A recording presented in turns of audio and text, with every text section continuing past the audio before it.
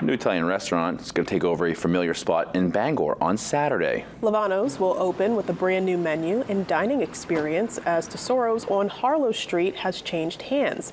The new owners aim to bring authentic Italian food to Bangor as the new restaurant bears a family name. New signage has been already put up outside the business as renovations are being finished up inside the location.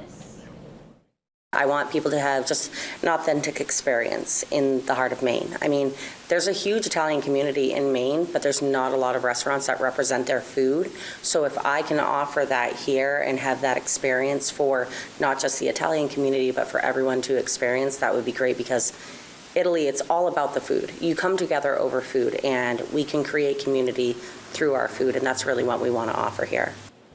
Through tomorrow, they will honor any gift cards from Tesoro's before they officially become Lavano's. The new menu goes into effect at their grand opening on Saturday.